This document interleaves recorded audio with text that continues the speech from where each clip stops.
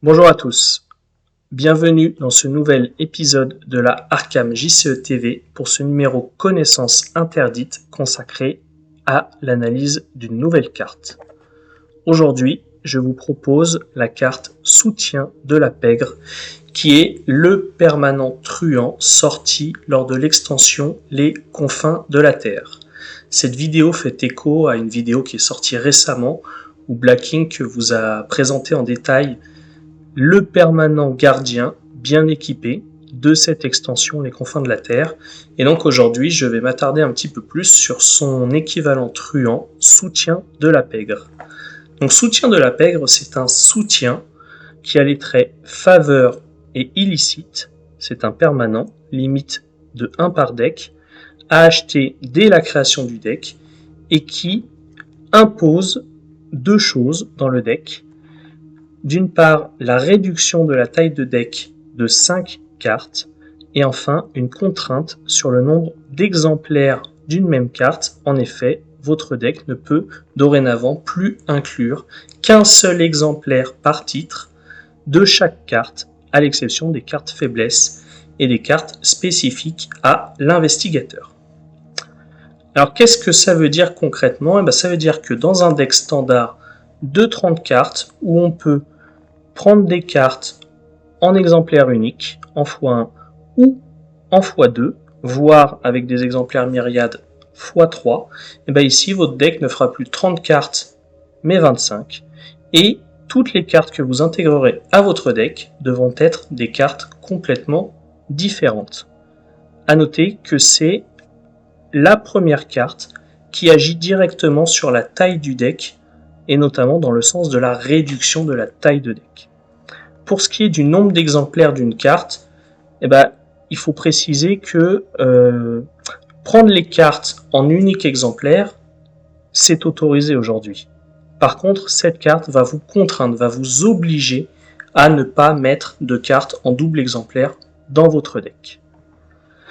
Alors, je ne vais pas comparer cette carte directement avec d'autres cartes comme c'est fait régulièrement lors des connaissances interdites, puisque cette carte en fait est assez unique en son genre, elle est difficilement comparable à une autre carte puisqu'elle a des effets assez spécifiques. En revanche, je vais vous présenter des cas d'utilisation pour lesquels il me semble intéressant de pouvoir utiliser cette carte, et puis aussi vous présenter ses différentes limites puisqu'il y en a. Alors tout d'abord, quels investigateurs peuvent rentrer la carte Soutien de la Pègre ?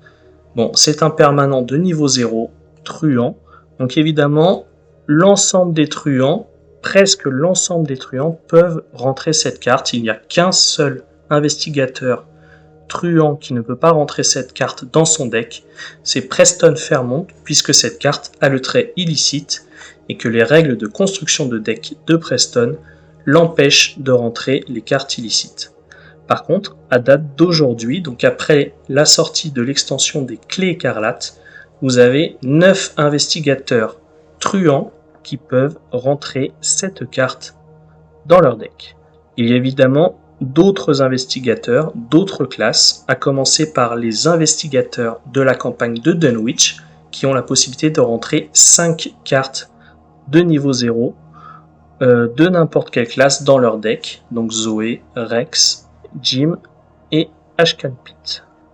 Il y a aussi tous les investigateurs de classe non truand qui sont biclassés truands, à savoir Leo Anderson en gardien, Dexter Drake en mystique, Wendy Adams en survivant, et puis peut-être prochainement un investigateur chercheur de niveau 0 à 5, biclassé truand de niveau 0 à 2, qui aujourd'hui n'est pas disponible dans les investigateurs du jeu.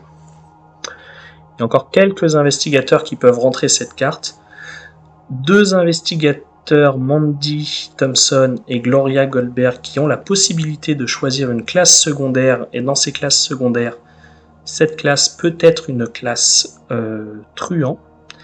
Et puis Bob Jenkins, qui lui est un investigateur survivant, qui a la possibilité de rentrer des cartes XP truand, mais qui a aussi dans ses règles de deck building la possibilité de rentrer jusqu'à 5 cartes truands de niveau 0. Et enfin, les deux investigateurs neutres que sont Lola Hayes et Charlie Kane. Alors cette carte soutien de la pègre, elle est intéressante dans certains decks assez spécifiques. Elle s'intègre déjà très bien avec la classe truand, de par une des spécificités de la classe truand, à savoir les cartes exceptionnelles.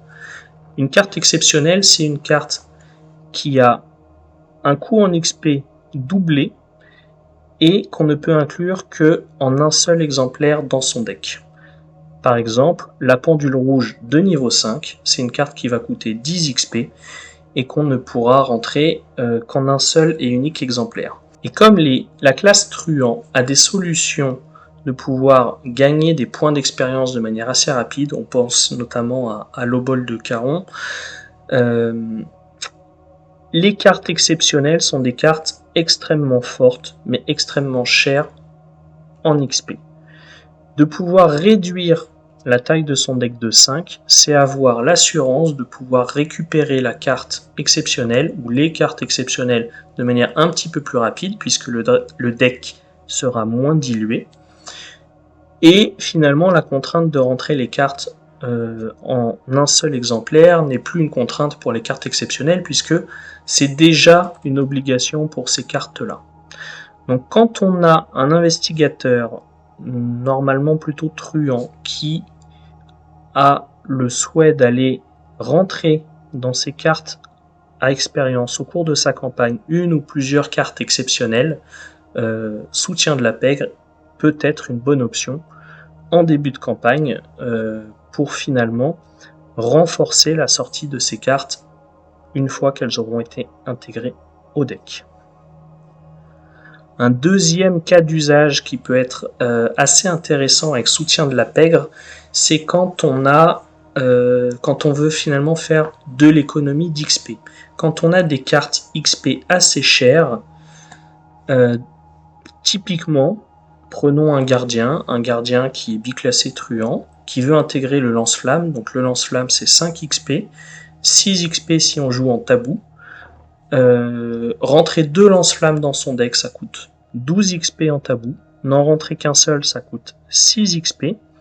Soutien de la pègre, si on a la possibilité de le rentrer dans son deck, peut être une option intéressante pour essayer d'aller chercher cette carte clé qui coûte cher en XP, de ne l'intégrer qu'en un seul exemplaire et d'avoir donc un deck finalement qui est complètement opérationnel beaucoup plus rapidement puisqu'on ne va pas dédoubler ces cartes XP qui sont assez coûteuses. Par contre, ça va demander évidemment des solutions pour aller piocher ces cartes, donc on le verra par la suite, soit de la pioche rapide, soit des bons tuteurs, puisque on n'aura pas l'option d'avoir les cartes en 2 exemplaires. Un troisième cas d'usage un peu proche des deux autres, c'est pour les investigateurs qui ont ou qui dans une campagne donnée, veulent compter beaucoup sur leur carte signature, qui est souvent unique. Donc ici, je mets l'exemple du grappin de Caimony Jones, mais on pourrait en trouver d'autres. Réduire la taille du deck, ça permet d'avoir des possibilités de récupérer cette carte qui n'est qu'en un seul exemplaire de manière plus rapide, et donc de mieux en profiter.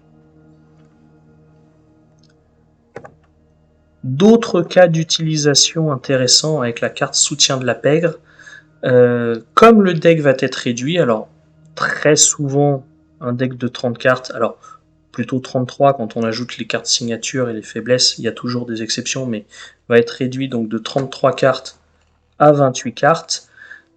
Quand on veut jouer un investigateur qui va cycler très rapidement son deck, qui aura une forte capacité de pioche, et on le verra par la suite, les truands ont des solutions de pioche importantes, soutien de la pègre peut être une bonne option pour justement faire tourner son deck plus vite, poser ses cartes clés plus rapidement. Je donnerai quelques exemples un petit peu par la suite.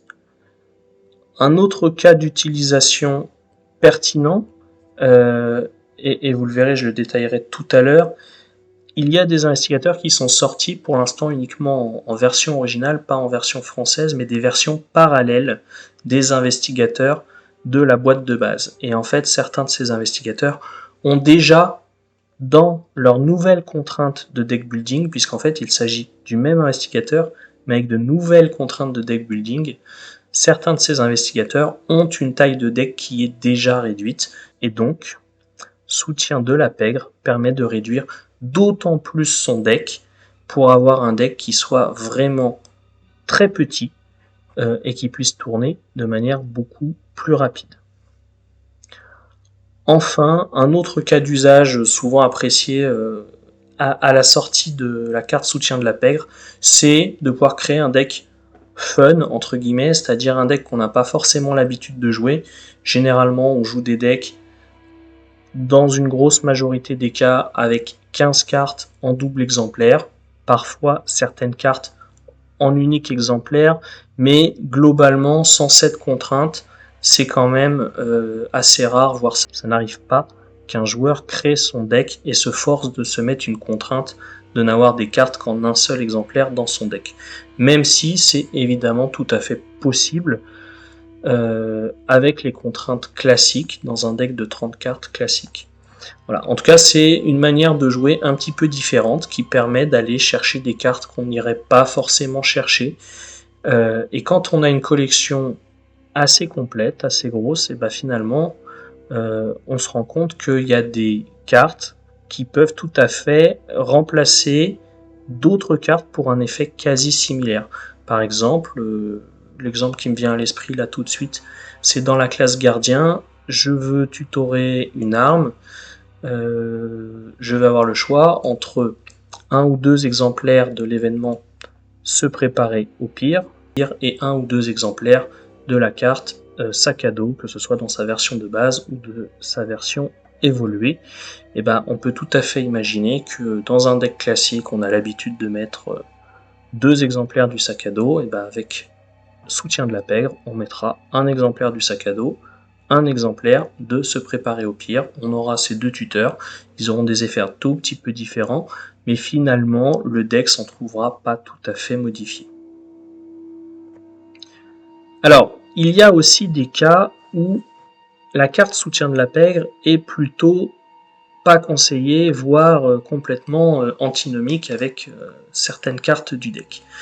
La premier exemple auquel on peut penser, ce sont les cartes myriades. Donc les cartes myriades, ce sont les cartes qui, elles, peuvent être entrées jusqu'à 3 exemplaires dans le deck. Et donc je prends par exemple l'exemple du segment d'Onyx, qui lorsque l'on a assemblé les 3 exemplaires du segment d'Onyx, on a accès à une nouvelle carte, un nouvel accessoire qui est le pendentif de l'arène et qui est extrêmement puissant.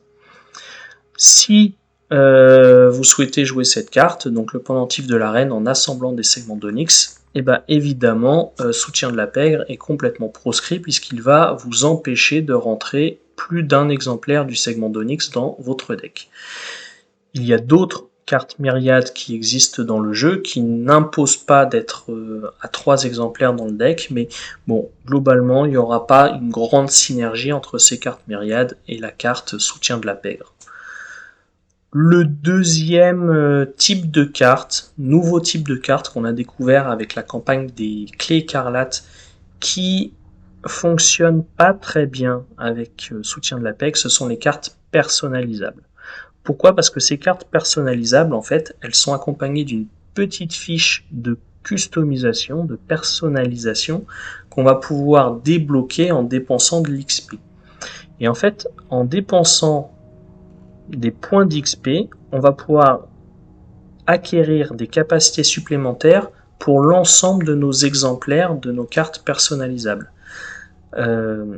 C'est-à-dire que si je dépense par exemple 2 XP dans une personnalisation quelconque d'une carte personnalisable et que j'ai 2 exemplaires dans mon deck, les 2 exemplaires vont gagner cette capacité. Si j'ai soutien de la pègre, j'aurai un seul exemplaire dans mon deck, j'aurais dépensé autant d'XP pour acquérir cette capacité, mais finalement je ne pourrais l'utiliser que sur une seule carte, puisque je serai contraint de n'avoir qu'une seule carte dans mon deck qui soit personnalisable, et non pas les deux. Un troisième cas dans lequel il peut être assez compliqué, un peu plus compliqué, disons, de jouer soutien de la pègre. Alors c'est pas impératif, c'est toujours possible, mais quand on a une petite collection, quand on a que la boîte de base, une ou deux extensions, on a déjà moins de possibilités de choisir des cartes fortes pour faire son deck. Si on s'ajoute la contrainte d'aller chercher 25 cartes en x1 plutôt que 15 cartes en x2, si notre collection n'est pas suffisante, n'est pas suffisamment robuste pour monter un deck intéressant, le deck risque de s'éparpiller et finalement de ne pas être compétitif pour aller jouer la campagne qu'on souhaite. Donc, soutien de la pègre, c'est plutôt une carte que je conseille personnellement à des joueurs qui ont déjà un certain nombre d'extensions conséquents, minimum 3 ou 4. Un dernier cas sur lequel je n'encourage pas à rentrer la carte soutien de la pègre, c'est lorsque notre deck a une ou plusieurs cartes clés qu'on va aller chercher, qu'on va souhaiter avoir au mulligan très rapidement. Donc on va vouloir avoir en jeu en début de partie. Je prends un exemple. Prenons Trish Scarborough, qui, dans une équipe multijoueur par exemple, prend un rôle d'enquêtrice principale, va rentrer la carte outil de crochetage XP qui va lui permettre de faire des enquêtes en ajoutant son intelligence et son esquive, donc de faire des enquêtes à base de 8 avec la carte outil de crochetage. C'est une carte qui va être extrêmement intéressante pour elle. Elle ne coûtera à intégrer en 2 exemplaires que 2 XP, puisque finalement la carte XP n'est que de niveau 1. Et en fait, même si elle n'a besoin dans la partie de ne poser qu'un seul exemplaire de la carte outil de crochetage, si on regarde simplement les statistiques, je prends soutien de la pègre. J'ai un deck de 25 cartes, plus 3 cartes, 2 signatures, une faiblesse. Je n'ai qu'un exemplaire d'outil de crochetage dans mon deck. Je souhaite l'avoir absolument au mulligan, c'est-à-dire que je suis prêt à jeter toutes mes cartes si je ne l'ai pas dans ma main de départ. Avec un seul outil de crochetage et un deck de 25 cartes hors carte spéciale de l'investigateur, j'ai moins de 40% de chance d'avoir cette carte dès le premier tour en faisant ce qu'on appelle un hard mulligan, c'est-à-dire en jetant toutes ces cartes si on n'a pas celle qui nous intéresse et en repiochant jusqu'à 5. Donc un seul outil de crochetage, 25 cartes, moins de 40% de chance. Si j'ai 2 outils de crochetage et que je fais la même chose dans un deck de 30 cartes, j'ai plus de 55% de chance d'avoir les outils de crochetage en main de départ. C'est pas négligeable. C'est un exemple parmi d'autres, mais voilà, quand on a une carte clé qui coûte en plus pas beaucoup d'XP, si je compare l'exemple du lance-flamme de tout à l'heure, il y avait un différentiel d'XP important entre 6 XP et 12 XP. Mais là, entre 1 XP et 2 XP, ça peut, dans ce cas-là, être intéressant de garder sa carte en 2 exemplaires. Prenons quelques cas un petit peu plus spécifiques avec des investigateurs en particulier. Alors, finalement, une investigatrice qui marche très très bien avec la carte soutien de la pègre, c'est l'investigatrice Séphina Rousseau. Pourquoi? Déjà parce que Séphina va piocher une main de départ avec 13 cartes dans sa main de départ. Donc en fait, va avoir un éventail très large dès le départ de solutions en allant piocher un nombre de cartes beaucoup plus élevé que les autres investigateurs, même si elle est limitée à ne pas faire de mulligan. Par ailleurs, Séphina Rousseau va avoir dans son deck une carte signature qui est le monde peint, qui est un événement qui permet de copier un autre événement qui est placé sous Séphina, donc qui va lui permettre de jouer en fait les événements, même si vous n'en avez qu'un dans votre deck, vous allez pouvoir le jouer plusieurs fois avec le monde peint. Et le monde peint, vous l'avez en 3 exemplaires, et que vous ayez soutien de la pègre ou non dans votre deck, vous avez toujours le monde peint en 3 exemplaires. Donc finalement, une investigatrice qui va piocher plus d'un tiers de son deck dans sa main de départ, qui aura 3 cartes signature, qui va pouvoir copier en plus les événements jusqu'à 3 fois, et par ailleurs une carte qui est extrêmement forte, et en plus avec Séphina Rousseau, c'est la carte, l'événement dédoublé, qui est un soutien exceptionnel, donc qui coûte 8 XP. Ce soutien qu'on ne peut mettre qu'en un seul exemplaire dans son deck et qui permettra à Séphina ou à n'importe quel autre investigateur de rejouer un événement après l'avoir joué. C'est-à-dire que pour un effet de réaction, donc aucune action, pourra copier aussi encore des événements. Donc finalement, Séphina, d'une part, va être très intéressé par rentrer cette carte exceptionnelle, il va être très intéressé pour pouvoir l'avoir très rapidement en main. En piochant 13 dans son deck, et ben, si elle peut réduire son deck de 5 cartes, elle aura plus de chances d'avoir des doublés dans sa main de départ. Et puis, entre le monde peint et des doublés, elle va pouvoir recycler ses événements, les jouer plusieurs fois, et donc passer outre cette contrainte de n'avoir que les cartes qu'en un seul exemplaire dans son deck. Donc finalement, c'est dans un deck Séphina Rousseau dédoublé, soutien de la pègre, c'est vraiment quelque chose qui renforce encore la puissance de ce deck qui est déjà très très fort. Un autre cas d'utilisation intéressant, c'est avec l'investigateur Skids O'Toole, mais dans sa version parallèle. Dans sa version parallèle, donc aujourd'hui disponible uniquement en VO, la taille de son deck n'est pas de 30 cartes, mais de 25 cartes. Il a des contraintes de deck building un petit peu différentes. Carte truand de niveau 0 à 5, carte chance de niveau 0 à 3, carte stratagème de niveau 0 à 3. Donc c'est différent de son biclassage classique truand gardien de la boîte de base. Et en fait, ce qui est intéressant dans cette version de Skids, c'est qu'avec soutien de la pègre, son deck va fondre à 20 cartes. Et là, avec 20 cartes par rapport à un investigateur classique qui a un deck de 30 cartes, vous avez déjà réduit la taille du deck de 1 tiers. Il va tourner beaucoup plus vite et il va pouvoir jouer ses cartes exceptionnelles de manière très rapide et il ne va pas s'encombrer de cartes qui lui serviront moins. Donc dans un deck à 20 cartes, pour moi c'est un cas d'usage qui est tout à fait pertinent d'avoir soutien de la pègre dans son deck.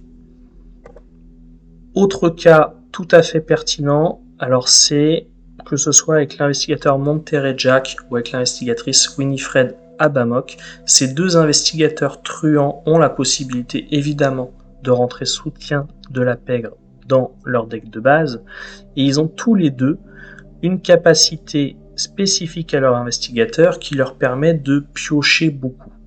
Pour Monterey Jack, si il s'est déplacé lors de son tour, et il a une mobilité assez forte puisque finalement il va avoir des avantages à se déplacer vite, il peut gagner des ressources ou piocher des cartes.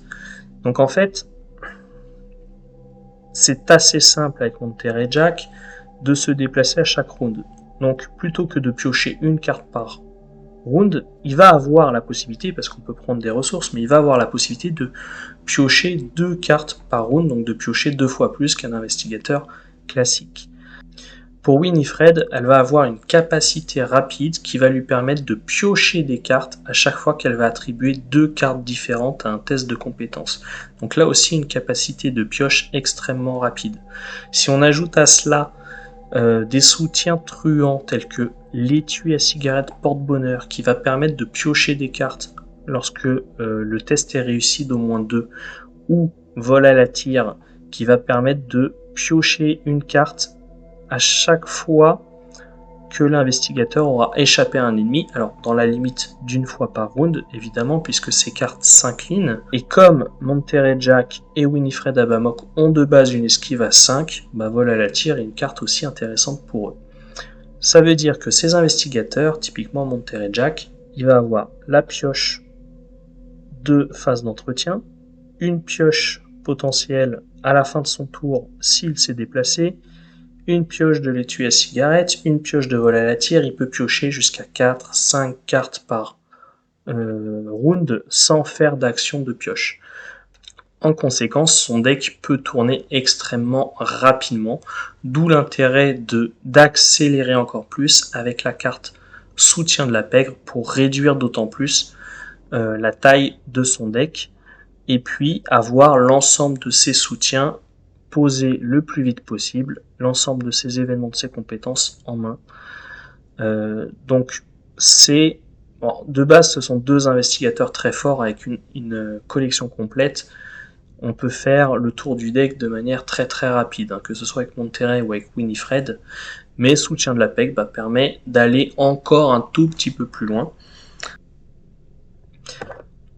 Enfin, on va sortir un petit peu de la classe truand et parler d'un deck un petit peu spécifique qui concerne les gardiens, qui marche bien avec Zoé Samaras, qui consiste finalement à combiner soutien de la pègre avec la carte sans tenir au plan. Pourquoi ? De base, Zoé a, comme la plupart des investigateurs, un deck de 30 cartes, plus une faiblesse, plus 2 cartes signature, donc 33 cartes. Avec soutien de la pègre, elle peut passer à un deck de 28 cartes. Avec sans tenir au plan, avant de piocher sa main de départ, elle va aller chercher 3 événements qu'elle va aller attacher à sans tenir au plan. Elle va encore réduire la taille de son deck de 3 cartes, qui va passer donc de 33 à 25 avec sans tenir au plan. Alors, il y avait une petite combo qui, a priori, qui marchait parce qu'elle n'avait pas été interdite, en tout cas il n'était pas précisé qu'elle ne marchait pas.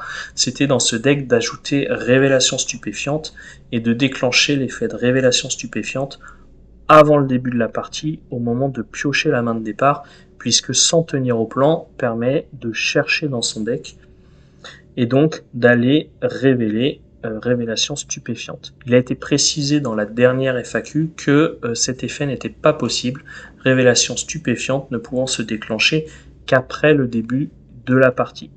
Donc c'était jusqu'à il y a peu une manière de réduire encore le deck d'une carte.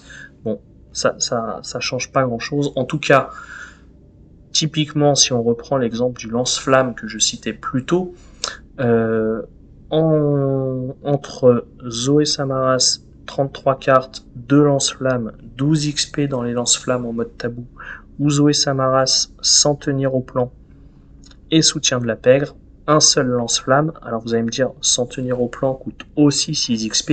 Oui, mais il permet des effets supplémentaires. Il permet d'aller avoir des événements tactiques ou ravitaillement, typiquement des munitions supplémentaires, directement sous sans tenir en plan, de manière accessible.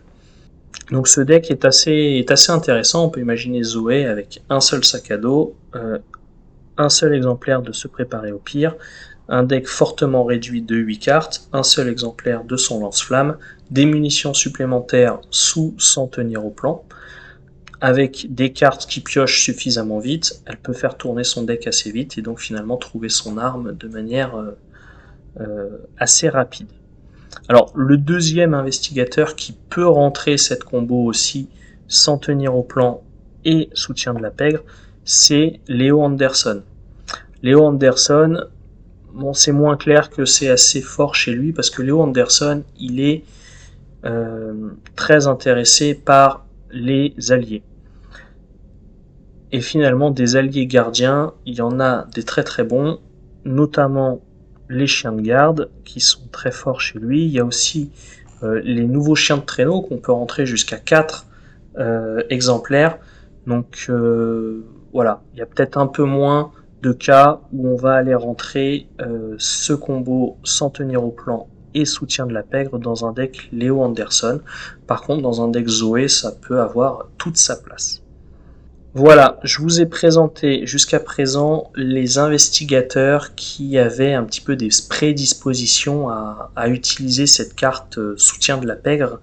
Maintenant, je vais évoquer un petit peu moi, ma manière de jouer et pourquoi je l'utilise finalement assez peu aujourd'hui.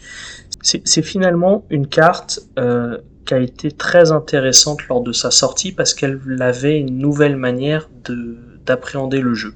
On avait pour la première fois un deck un petit peu plus court, on rentrait de temps en temps des soutiens en x1 parce que quand on a un deck assez rapide à faire tourner, on n'a pas toujours besoin d'avoir des soutiens chers, comme je le disais tout à l'heure, que ce soit des alliés importants, que ce soit des armes à fort XP, on n'a pas forcément besoin de les avoir en double exemplaire. Mais généralement, dans un deck, il y avait toujours des cartes qui étaient mises en 2 exemplaires.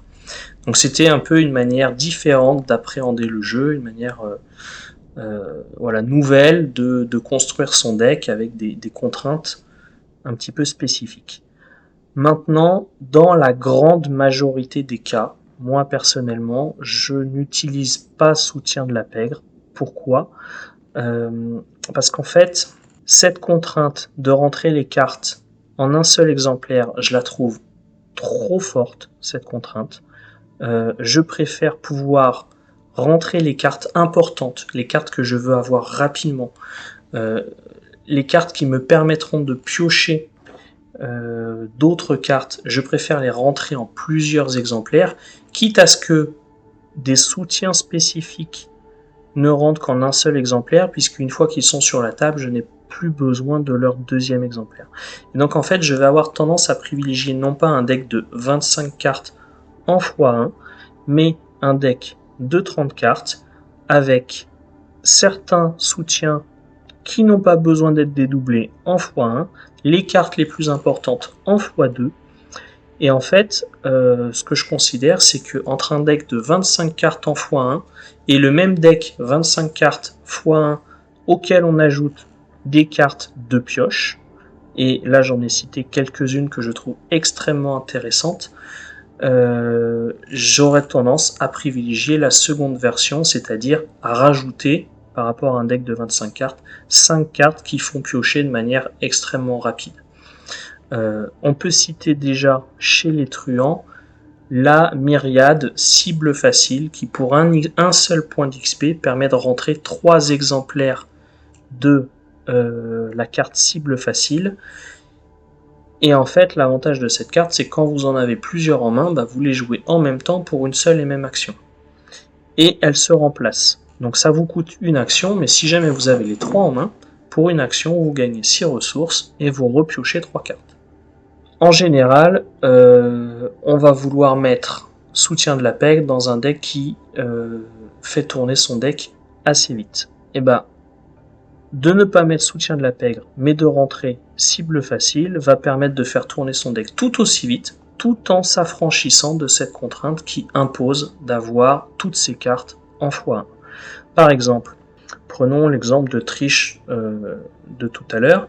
Triche, de manière assez systématique, va probablement esquiver dans sa partie, va probablement enquêter dans la partie, et avec soutien de la pègre, sera contrainte à ne rentrer qu'un seul exemplaire de la carte perception, qu'un seul exemplaire de la carte dextérité.